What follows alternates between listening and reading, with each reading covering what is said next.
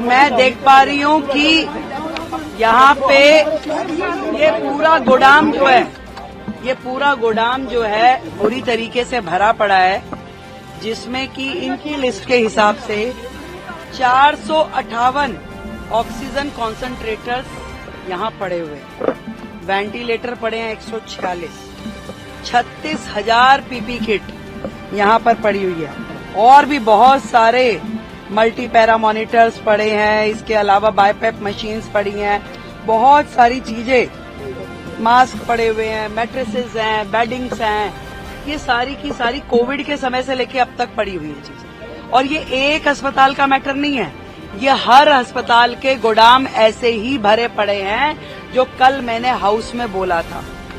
करोड़ों रुपए का मटेरियल यहाँ पे मिट्टी हो रहा है। आज यदि हम किसी एक्सपर्ट से इसे दिखाएं भी तो भी ये यूटिलाइज होने की स्थिति में नहीं है, ये केवल आपके गोदाम भरे हुए हैं। आज की डेट में जिसे आप इस्तेमाल नहीं कर सकते, कोविड से लेके अब तक आप मानिए कि 458 ऑक्सीजन कॉन्सेंट्रेटर्स एक अस्पताल में पड़े हैं। बाकी के अस्पतालों की क्या स्थिति है? और जो 7 बिल्डिंग जो उस समय कोविड के समय में बननी थी, जो आनन फानन में इन्होंने संजय गांधी में उन्होंने पार्किंग में ही बना दी बिल्डिंग। यहाँ पे इन्होंने पीछे के एरिया में, क्या एरिया है वो? स्पोर्ट्स ग्राउंड था, उसमें खड़ी कर दी बिल्डिंग, जिसमें किसी भी तरह की अस्पताल के लायक कोई फैसिलिटी नहीं करी गई। अनप्लान्ड तरीके से केवल एक कोटा केबिन जैसा स्ट्रक्चर खड़ा कर दिया गया, जिसपे करोड़ों रुपए की लागत से, करोड़ों। कहाँ है हमारे हेल्थ सेक्रेटरी? हाँ जी, आइए। ये जो पीछे का कोटा केबिन बना, वो कितनी लागत का बना हुआ है? अभी तक कितनी लागत लगी है उसमें? जो यहाँ पे कोविड के समय की जो 7 बिल्डिंग्स में से एक बिल्डिंग है, टेम्परेरी स्ट्रक्चर जो बनाई थी, हाँ, सेमी परमानेंट स्ट्रक्चर, वो यहाँ पे अभी कितना % पूरा हुआ है? 60% पूरा हुआ है। कितनी लागत से बना था ये?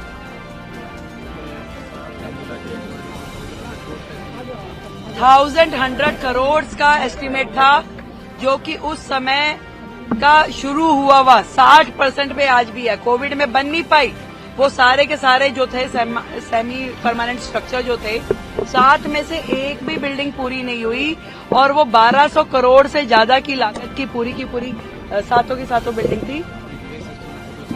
और आज की डेट में अगर उसको रिवाइज एस्टीमेट भी माने तो लगभग 2000 से ऊपर तो 6 महीने पहले का इनका एस्टीमेट था। आज की डेट में अगर मैं समझूं, अगर हम उसके ऊपर 2,500 करोड़ भी खर्च कर दें तो वो बिल्डिंग हमारे लिए अनयूटिलाइज्ड है, क्योंकि उसमें अस्पताल में होने वाला जो इंफ्रास्ट्रक्चर है उसके पैरामीटर फॉलो ही नहीं किए गए। केवल इस हॉस्पिटल की बात है, जिसमें आपने बताया कि 2,500 वो 7 बिल्डिंग जो उस समय सेमी परमानेंट स्ट्रक्चर बनाए गए थे, उसमें से एक बिल्डिंग ही है। यहाँ की बिल्डिंग की कॉस्टिंग कितनी है? कॉमन एस्टिमेट है। बहुत गड़बड़ियां हुई हैं, इस तरह के आरोप सामने आ रहे हैं कि जो कॉन्ट्रैक्चुअल स्टाफ की हायरिंग हुई है उसमें बहुत। अभी मैं यहाँ इस बिल्डिंग में आई हूँ तो लगातार वो जो कर्मचारी थे वो चिल्ला रहे थे कि हमारी 6 महीने से तनख्वाह नहीं मिली।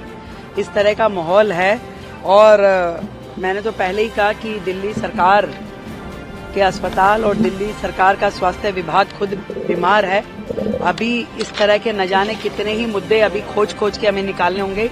जो लोग चिल्ला रहे हैं कि 2,500 दीजिए, पहले वो ये देखें कि दिल्ली सरकार वो किस हालत में छोड़ के गए, कितना करोड़ों रुपए का उन्होंने नुकसान दिल्ली की जनता का किया। आज इतना हजार सामान अस्पतालों में सड़ रहा है। ये एक अस्पताल की बात नहीं है, ये सारे अस्पतालों में इससे बड़ी बड़ी सूचियां पड़ी। आपने खुद पूरे के पूरे उसकी गोदाम की हालत देखी, आप बिल्डिंग की हालत देखिए, कर्मचारियों को तनख्वाह नहीं है, अंदर इंफ्रास्ट्रक्चर नहीं है, चीजें नहीं है। इस बीमार हालत का जिम्मेदार कौन है भाई? आज हमें तो इस स्थिति में आप देखे जा रहे हो।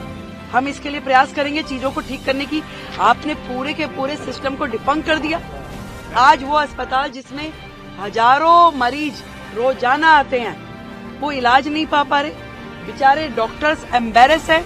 मतलब यहाँ के एमडी साहब जो हैं, इनके पास 4 हॉस्पिटल का चार्ज है, क्या इतने बड़े बड़े 4 अस्पताल ये संभालने के लिए स्थिति में है?